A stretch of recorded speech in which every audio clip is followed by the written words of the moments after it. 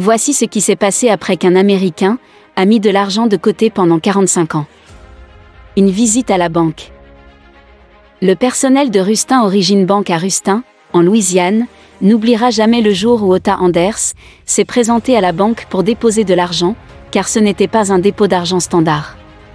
Il était venu faire un dépôt en centimes. Mais pas une petite somme. Otha Anders avait tellement de sous à déposer que les pièces devaient être transportées dans un camion et les acheminer jusque dans le bâtiment nécessitait l'utilisation d'un caddie. Il avait même eu besoin de faire appel à 5 personnes pour l'aider dans ce processus. 15 bouteilles pleines. Comme vous pouvez le voir sur la photo, les pièces étaient stockées dans de grands bidons d'eau. 15 au total, pour être précis. Chaque bidon avait une capacité de 5 gallons et était rempli à ras-bord dessous. Ils avaient l'air d'être sur le point d'éclater. Découvrez par la suite comment Otha Anders en est arrivé à vider cette quantité colossale de centimes, et l'étonnante somme que tout cela représentait après des heures de comptage. Nous avons été choqués et vous risquez aussi de l'être. Prévenir les personnes concernées en amont. Conscient que le fait d'apporter une tonne de pièces à la banque était quelque chose de très inhabituel, Otha Anders avait au préalable contacté la banque pour les prévenir en amont et leur faire savoir qu'il allait arriver. Le vice-président de la banque, Ryan Kilpatrick, s'est confié auprès de ABC News sur ce qui s'était passé. C'était étonnant, c'est sûr. Je dirais qu'il a économisé beaucoup d'argent au fil des années. Mais combien d'argent avait-il pu mettre de côté?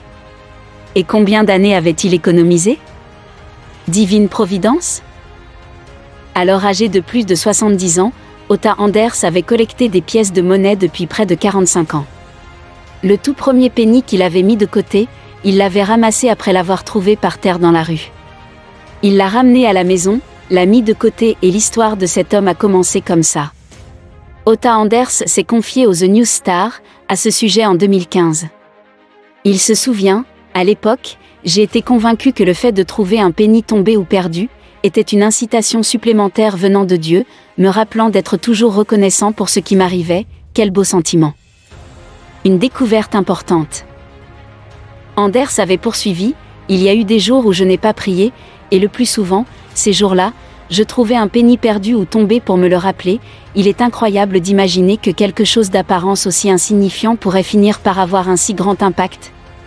Anders a gardé les pièces toutes ces années, et les a rangées dans sa maison de Ruston. Il s'est contenté de les garder rangées ainsi jusqu'à ce que, en 2015, il découvre que leur valeur totale ne serait pas couverte par son assurance habitation. C'est cette découverte qui l'a incité à les déposer à la banque. Mettre des pennies de côté. Otha Anders, à l'époque, travaillait pour le Jackson School Board en tant que superviseur. Il s'occupait des enfants qui avaient été suspendus de leur classe. Il a raconté que les enfants avaient l'habitude de venir avec tous les pennies qu'il avait économisés et que lui, il leur rachetait, puis les ajoutait à sa collection. Il a poursuivi, expliquant qu'il n'a jamais permis à personne, ni même à ma femme ni à mes enfants, de me donner des sous sans être indemnisé. Il a également déclaré « Je ne dépensais jamais un centime de cet argent. Je préférais casser un billet d'$1 plutôt que d'utiliser un de ces pennies. » Une amitié insolite. Otha Anders a fait l'éloge de son vieil ami Jack Brown pour son aide dans le fait de s'efforcer à économiser chaque penny. Jack a mis de côté des centimes au même titre que j'économisais des pennies, et chaque centime qui passait entre mes mains, je le mettais de côté pour lui. Il faisait de même avec les pennies pour moi. Notre échange est devenu un concours entre nous, chacun essayant de surpasser l'autre et par conséquent d'obtenir la plus grande collection. Ces centimes et mes pennies ont commencé à se multiplier. L'accord était qu'Otha Anders ne pouvait racheter que des pennies de Jack Brown en échange de centimes, et vice-versa. Un homme déterminé. Otha Anders s'est réellement investi dans la collecte de pennies. En réalité, il a même fini par agir d'une façon plutôt impitoyable envers tout cela. Plus il mettait de côté, plus il voulait ajouter à ce qu'il avait déjà.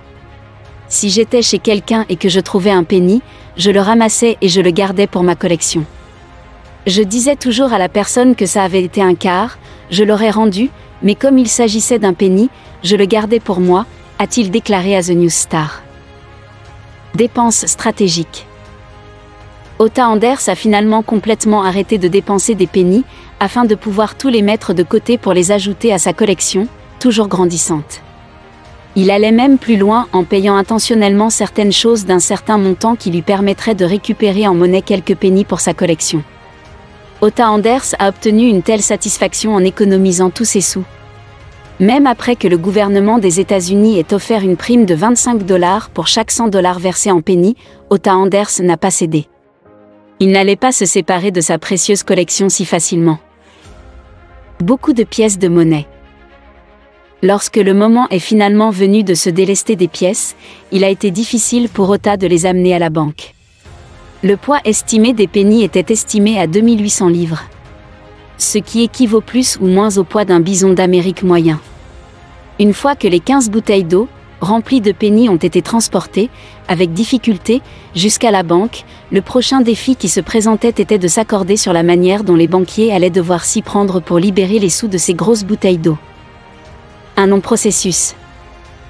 C'est là que ça devient intéressant. Otha Anders et ceux qui l'aidaient ont décidé que la meilleure façon de faire sortir les pennies des bouteilles serait d'ouvrir les conteneurs avec une hache. Cela peut sembler un peu excessif, mais quelle méthode auriez-vous utilisée, vous ? Une fois les pennies libérées de leur bidon, il était temps de se mettre à compter la petite fortune. Heureusement, le personnel de la banque a pu utiliser des machines de comptage automatique. Imaginez combien de temps il aurait fallu pour les compter manuellement. Ils ont utilisé des seaux en plastique pour verser les sous dans les machines à compter. Une tâche chronophage. Même avec l'utilisation de compteurs automatiques, il a fallu 5 heures de comptage en continu avant qu'il n'arrive au montant final. Otha Anders regarda avec admiration les machines avaler et compter les pennies qu'il avait mis de côté pendant toutes ces années. Les sacs de la machine de comptage devaient être changés toutes les 20 minutes, car il n'avait la capacité de contenir qu'un maximum de $50 de pièces d'un cent. Quel cauchemar, nous n'aurions certainement pas aimé être à la place de Otha Anders et de l'équipe pendant tout ce temps. La grande révélation. Ils ont finalement eu fini de compter tous les pennies. Le moment de vérité était arrivé. Otha Anders était impatient de découvrir la valeur finale des pièces de monnaie qu'il avait mis tant de temps et d'efforts à économiser. Le total général était incroyable, pas moins de $5136,14, est-ce que vous arrivez à le croire? Ce qui signifiait, bien sûr, qu'Otha Anders avait collecté 513 614 centimes en 45 ans, soit 16 425 jours. Cela voulait dire qu'en moyenne, il avait collecté environ 31 centimes par jour. L'histoire d'Anders est la parfaite illustration du dicton « Voyez un penny, ramassez-le ». Il vous portera chance toute la journée. La chance d'Otha Anders a pris la forme d'un peu plus de $5000. Un collectionneur sérieux. Otha Anders a admis que s'il n'avait pas découvert le problème posé par l'assurance habitation, il aurait encore été en train de collectionner ses pennies aujourd'hui. Je voulais remplir 5 bidons d'eau de 5 gallons. C'était mon objectif, mais je n'arrivais pas à m'arrêter. Si je ne les avais pas amenés hier, j'aurais continué aujourd'hui, a-t-il expliqué à ABC News. Otha Anders n'est pas le seul à s'être engagé dans ce genre de démarche. Nous avons eu écho d'un certain monsieur Gan de Shenyang, en Chine, qui a payé pour une nouvelle voiture avec 660 000 pièces et 20 000 billets, chacun d'une valeur d'un yuan, environ 1600. Comparé à cela, la collection d'Otha Anders ne faisait pas le poids, la collection de monsieur Gan pesant au total 8800 livres. D'autres personnes comme lui. Un autre homme, qui aimait économiser ses pennies, était Irakiz. Il habitait également aux États-Unis. En 2015, cet homme si unique de 81 ans a emmené sa collection de pièces de monnaie à la Prosperity Bank de Slaton, au Texas. Irakiz avait une incroyable collection de 500 livres de monnaie, pour un total de $816. Il a parlé à la station NBC KCBD de son comportement, expliquant que son père lui avait dit un jour « Quoi que tu fasses, mon fils, économise ton argent ». Il semble que Irakiz ait pris ce conseil un peu trop au pied de la lettre. Car il économisait ses pièces de monnaie depuis 1952. Où est allé l'argent ? La question que l'on retrouve sur toutes les lèvres est la suivante, Qu'est-ce qu'Otto Anders avait l'intention de faire avec tout cet argent? Car vous pouvez faire beaucoup de choses avec 5000 $. Achèterait-il une nouvelle voiture? Ou peut-être voulait-il se payer des vacances coûteuses en famille ou entre amis? Malheureusement, sa décision était beaucoup moins excitante que l'une ou l'autre de ces options. Il s'est avéré qu'Otto Anders avait une facture de traitement dentaire à rembourser. C'est à cela que son argent allait être destiné. Le pauvre. Amour de jeunesse. Une autre histoire incroyable sur le même thème, mais avec un peu plus de romance, impliquait un jeune homme chinois qui économisait ses pièces de monnaie pour une cause très spéciale. Beaucoup plus spéciale que celle de dépenser vos sous durement gagnés en traitement dentaire, c'est sûr. Quand Liang, le protagoniste de cette histoire, avait 9 ans, il était aussi amoureux qu'un enfant de 9 ans peut l'être. Il voulait prouver son amour à cette fille et lui avait donc promis qu'il lui achèterait un jour une bague de fiançailles.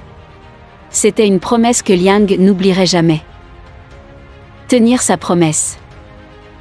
Liang avait économisé toute la monnaie de change qu'il pouvait pendant les 20 années de sa vie qui suivirent.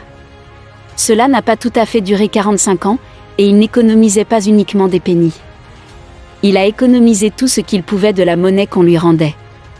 Lorsque les deux jeunes gens se sont retrouvés séparés dans des villes différentes, Liang a malgré tout voulu tenir sa promesse. Il n'allait pas abandonner si facilement. Après tout, il était un homme de parole, il avait refusé de rompre sa promesse, même après de nombreuses années. Effectuer l'achat.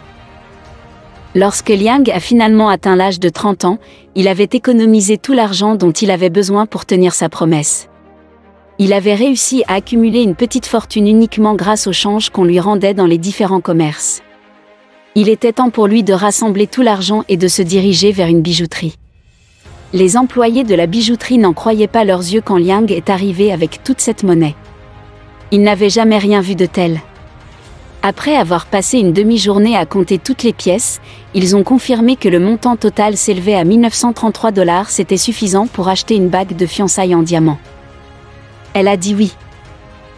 Après avoir choisi la bague parfaite, Liang est allé à la rencontre de son amour d'enfance et comme promis, lui a offert une bague de fiançailles, en même temps qu'il lui faisait sa demande en mariage. Sans hésiter un instant, elle accepta sa demande. Après tout, comment pouvait-elle ne pas craquer après tous les efforts qu'il avait faits pour elle? Les propriétaires de la bijouterie ont été tellement émus par le geste romantique de Liang qu'ils ont décidé de garder les pièces et de les exposer dans le magasin comme un rappel touchant que le véritable amour existe. Il y a de l'espoir pour nous tous.